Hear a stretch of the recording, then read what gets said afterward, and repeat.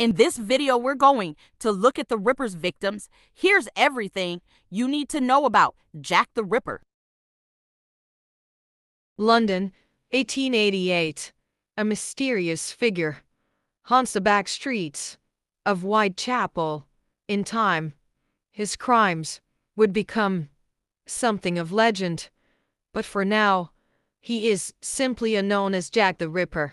His victims never suspected such a monster could be real. His penchant for violence and insatiable bloodlust is like something England has never seen before.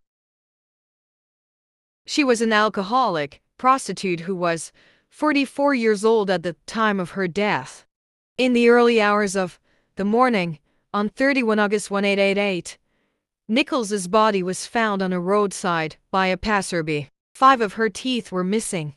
She had severe lacerations to the neck and throat and an extended incision from jaw to ear.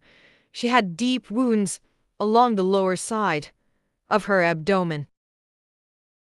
At around 6 a.m. on September 8, 1888, the body of Annie Chapman was discovered in an alleyway. Chapman was sprawled on the ground with her dress pulled over her knees.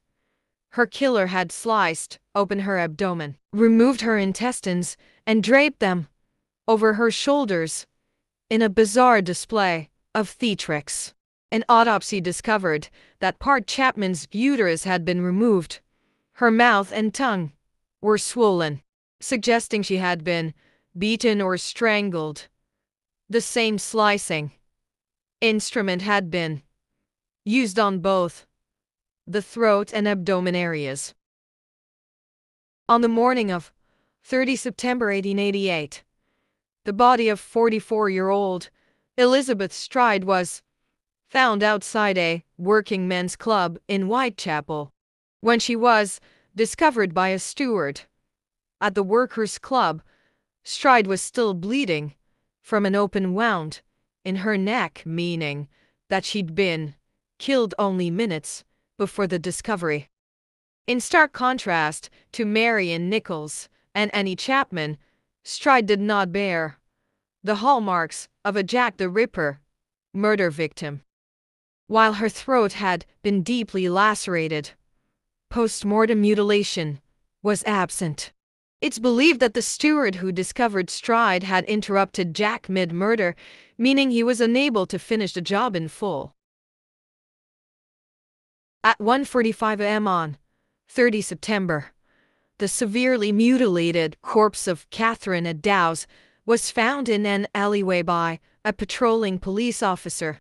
She had been killed by lacerations of the throat, the Ripper's usual method of inflicting death.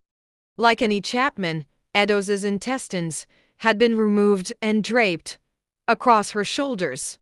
Her upper body had been severely lacerated, including her face, ears, nose, cheeks, eyelids, shoulders, neck, and arms. Fecal matter had been smeared across her body. A later autopsy on Eddowes revealed something very strange. The killer had removed her left kidney. This fueled speculation even further regarding Jack's profession in the medical or butcher trade. At the time of her murder, Kelly was only 24 years of age, pregnant unconfirmed, and by many accounts, a beautiful woman. On the morning of November 9, 1888, Kelly was discovered dead in her apartment by her landlord's assistant. She had been brutalized beyond recognition, suffering extreme mutilations, disfigurements, and incisions, which are considered excessive even by today's standards. Kelly's murder marked the first time the Ripper had killed in private, which may explain why he pulverized her to such extreme lengths. Other theories state that Kelly and the Ripper were acquainted somehow and that This was a personal attack. Still to this day, no one knew the identity of Jack the Ripper.